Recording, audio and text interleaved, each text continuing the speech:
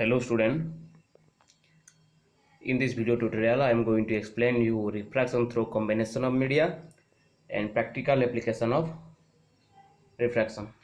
Okay, see, this is a combination of media where I have considered three medium. One is air, second one is water, glass. Okay, see, the ray of light pass incident at point B, or the incident ray is AB. After getting reflected, it is following the path BC. Okay, so I is the angle of incidence, R1 is the angle of refraction.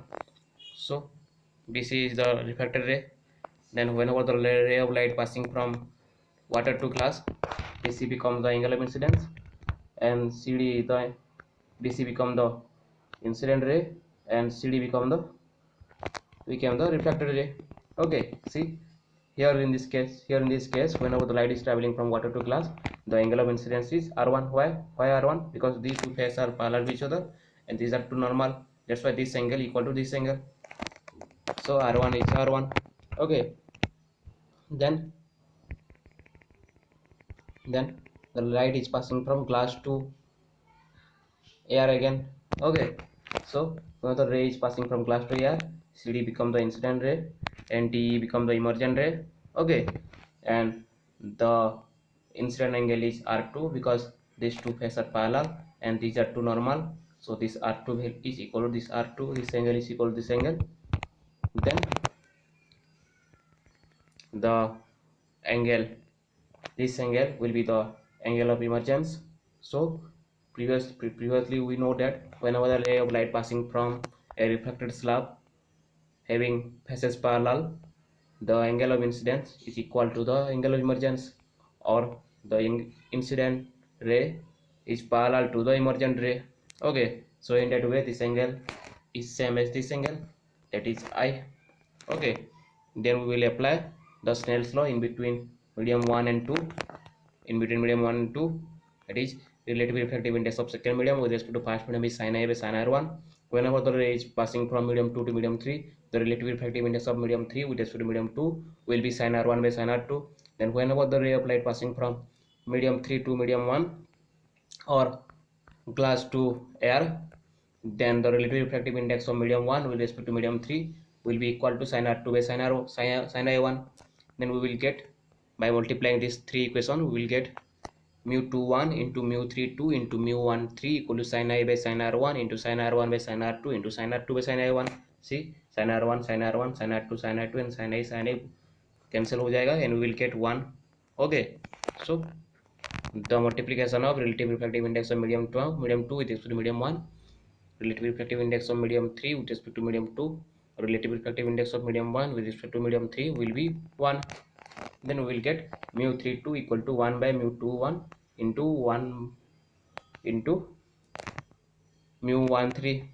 Then we can write mu13h 1 by mu31. So finally it will become mu32 equal to mu31 by mu21. Okay, so or we can write relative refractive index of glass with respect to water equal to relative refractive index of air. Relative refractive index of glass with respect to air by relative refractive index of water with respect to air. Okay, so by knowing the relative refractive index of either both water with respect to air and glass with respect to air, we can calculate the relative refractive index of water with respect to glass, or the relative refractive index of glass with respect to water by taking the reciprocal of mu GW. Okay, then practical application of refraction. First one, real and apparent depth. The apparent depth of an object placed in optically denser medium is less than the actual real depth of the object. Okay, so the apparent depth, this is the apparent depth, is less than the real depth. So if you will see some object placed below a glass or transparent glass, and the glass is filled with water. If you see from the top of the glass, then you can see that the bottom of the glass will appear somewhere closer to your eye. So that is because of the apparent depth. Okay, so apparent depth is less than the real depth. So in this above figure, a point object O is placed at the bottom of the beaker filled with water. The ray OA and OB starting from O. These two ray OA and OB are starting from O. Since OA is passing normally, it is passed normally in the second medium also, it is air, and in OB is passing obliquely with an angle I with respect to the normal, so it will get refracted with an angle R. Okay, so these both ray will converge at a point inside the second medium. So this is the refracted ray line, and this is the OA line. Okay, these two line are converging at point I. So I is the image that we will see from our eye when we are looking from the top of the beaker. Okay, so I is the virtual image of O, clearly that the apparent depth AI is smaller than the real depth AO. Okay, AO is the real depth, AI is the apparent depth.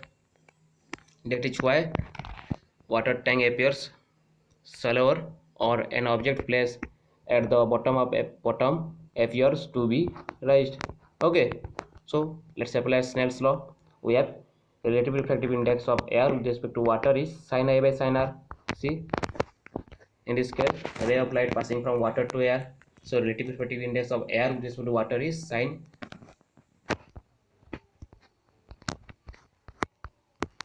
I by sin R.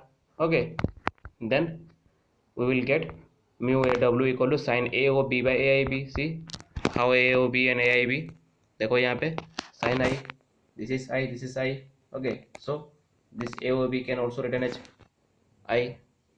Okay, then this is R and this is R, so this AIB also written as R. So how this is I, these two angle are same, I, and these two angle are same, R. देखो यहाँ पे this is this line, this OA line parallel to this normal, so this OB is intersecting these two parallel line, so the corresponding angle will get equal value. Okay, that is AOB, and the I, same way this AIB is equal to R. Okay,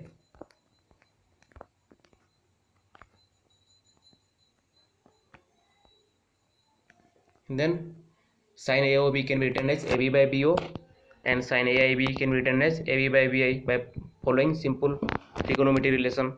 Okay, then we will get AB by BO into BI by AB, then mu AW will be BI by BO. As the size of the pupil is small, the ray BC will enter the eye only if B is closer to A. If B will be closer to A, then only we can the ray BC will enter the eye, because the pupil of our eye is very small. So if this condition satisfied, we will get BI is similar to AI and BO is similar to AO. Then we can write in place of BO AO, and in place of BI AI. Okay, so now the relative refractive index of water with respect to air equal to the reciprocal of relative refractive index of air with respect to water equal to AO by AI, or refractive index equal to AO is the real depth and AI is the apparent depth. Refractive index is real depth by apparent depth, or apparent depth is real depth by refractive index. As the refractive index of any medium other than vacuum is greater than 1, so the apparent depth is less than the real depth. Every medium other than air or other than vacuum, the refractive index value is greater than 1. That's why always the apparent depth is lesser than the real depth, then normal shift. Normal shift is the height through which an object appears to be rise in a tensor medium.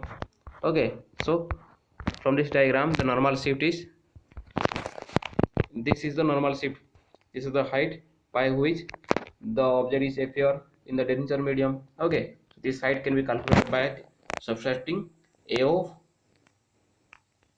and AI. If we subtract AI from AO, then we will get the normal shift. So normal shift is AO minus AI. Okay, so normal shift can be represented by symbol D. D equal to AO by AI. From the formula mu equal to AO by AI, we will get AI as AO by mu.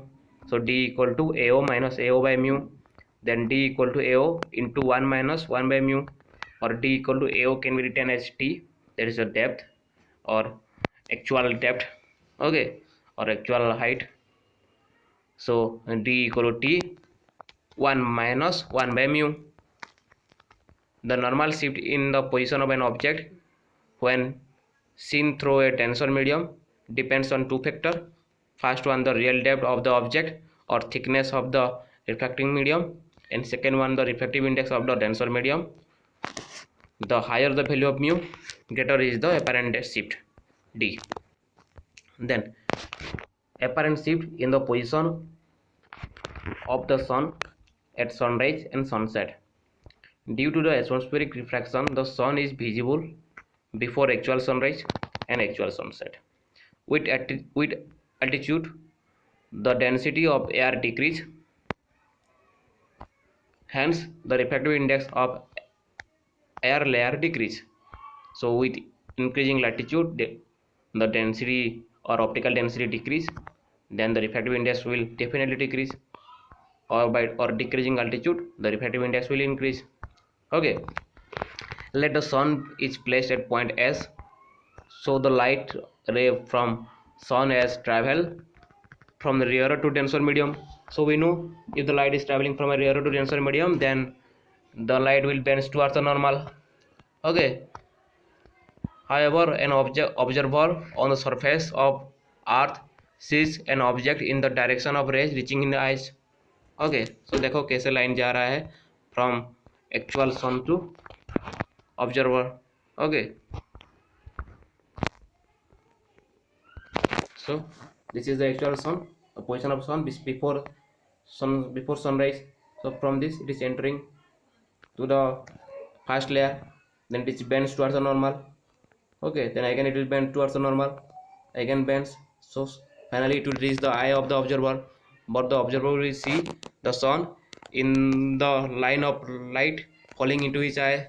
That means he will see the sun is placed in the line of the refracting ray. Okay, this is the refracting ray, so the total straight line is like this. So he will see the sun before sunrise.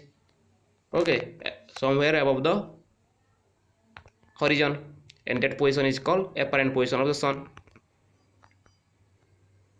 that is S dash. So due to the apparent shift in the direction of sun, the due to the apparent shift, the sun appears to be rise early by 2 minutes and set late by about 2 minutes. This increases the length of the day by 4 minutes, and the actual value of average shift is 0.5 degree. Okay, so apparent flattening in the position of the sun at sunrise and sunset. So you must have seen that during sunrise and sunset the sun is appeared to be flattened like this image. Okay, here the sun is flattened. So this is possible due to the multiple refraction. Multiple ray of light are refracting from the sun at different angle. That's why the sun is appears to be flattened. With altitude, the density of air in decrease, hence the refractive index of air layer decreases. So when the sun is near the horizon, the ray from the top and bottom of the sun will refracted at different degree. So multiple ray are refracting at different degree. This cause the apparent flattening of the sun. So with this we have completed the second topic. next topic we will next topics will be total internal reflection. Okay, so thank you.